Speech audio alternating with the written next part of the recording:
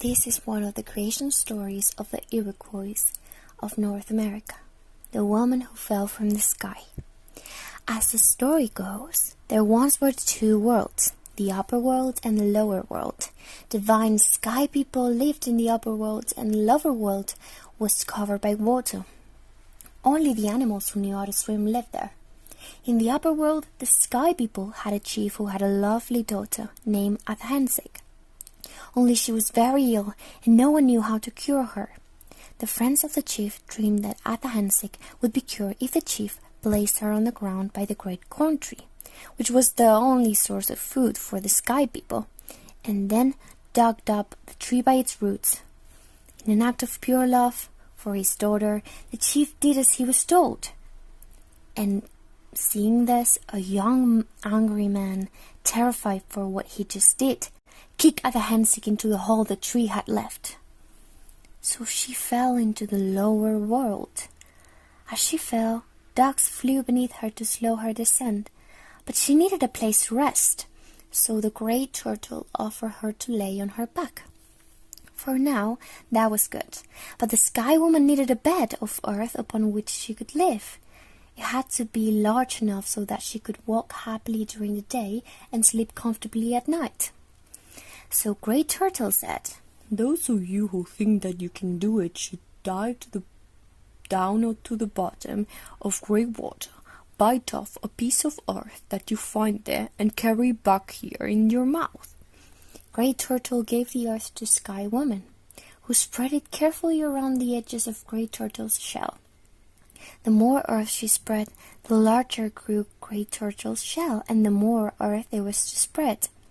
In fact, the earth continued to grow broader and deeper until it formed an enormous expanse of dry land, called Great Island. And from that day to this, Great Island has rested upon the Great Turtle's shell. And so Athensik lived happily in this island. She recovered from her disease, and in time she gave birth to a baby girl who became known as Earth Woman. Earth Woman became pregnant herself too, and just as her birth pangs were beginning, Earth Woman heard the twin sons within her body angrily arguing about when and how to be born. Evil Twin, who was bold and selfish, was determined to emerge first from his mother's armpit. Good Twin, who was gentle and unselfish, was content to emerge second in the usual way. So it came to pass that, while Good Twin was being born, Evil Twin impatiently burst forth from their mother's side, thereby causing her death. Sky Woman buried Earth Woman on Great Island and raised her twin grandchildren by herself. The Good Twin wanted to end the darkness of the lower world and create light that would illuminate the world. Therefore, from his dead mother's face, he fashioned a brilliant sphere, which he tossed high into the great darkness to shine upon Great Island each day. From the back of his mother's head, Good Twin then fashioned a smaller sphere and many tiny spheres, which he also tossed high into the great darkness to shine upon Great Island each night. So it came to pass that Great Island and Great Water enjoyed sun, moon, and stars, and with them day and night. It then came to pass that, nourished by both by Sky Woman's tears and by sun, the three sisters began to push through the earth that covered Earth Woman's body. The squash vine from what remained of Earth Woman's head, corn plants from her chest, and bean planes from her arms and legs. Good Twin loved these plants, and so he asked Thunder to provide the rain that they would need in order to flourish.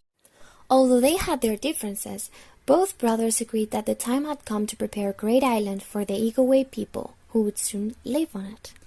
The Evil Twin set out to destroy his brother's creations, created fierce animals that the good brother only could make smaller so the Iroquois people could hunt and trap them for their skin and their meat.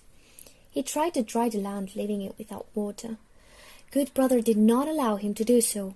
In his attempt to make things difficult for the Iroquois people, the Evil Twin made waters flow in only one direction. He placed waterfalls, whirlpools, and rapids in many places on each of them. From that day to this, the rivers have remained just as Evil Twin changed them. The evil twin then went on to sabotage every creation the good twin made. "Brother, I see that you and I can never agree on anything," he exclaimed. "If I let you have your way, the Iroquois people will have too happy a time. However, as you are beginning to see, I do not intend to let you have your way," said the evil twin.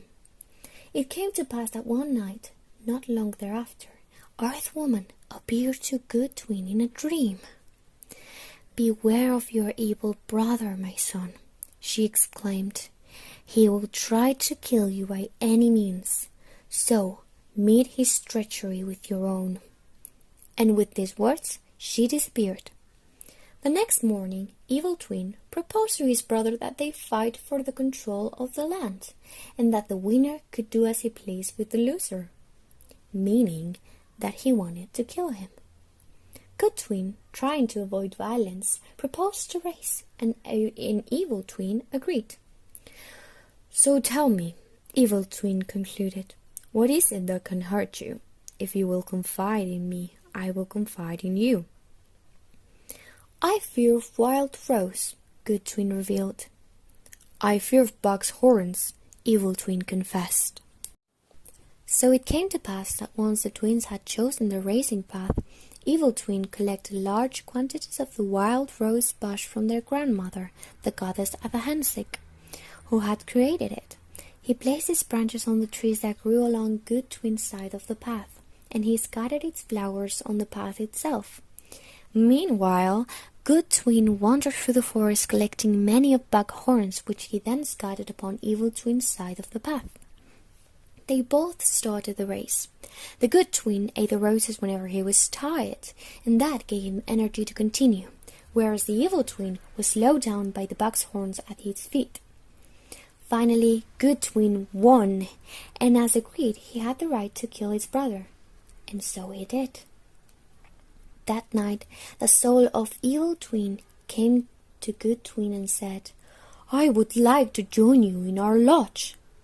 "That I cannot permit you to do," Good Twin replied. "Then I bid you farewell, for you will never see me again," Evil Twin exclaimed. "I will travel far to the northwest, to the land of the Great Silence, and there I will wait for all among the evil people who died to join me. Know that from this time forth and forever, it is I who will have the power over the soul once the last wind of life leaves the body. The souls of the dead will leave Great Island and will live in my land forever." And with these words, Evil Twin left on his journey and became Evil Spirit. And so Good Twin formed a male and a female figure that resembled himself and his mother. He then bent down and breathed the wind of life into their nostrils, making their souls come alive. Then Good Twin disappeared from Great Island. First man and first woman loved each other, and from their union the first 6 pairs of Iroquois people came forth from the heart of the Great Island. They all spoke the Iroquois language, and they became the ancestors of all Iroquois people.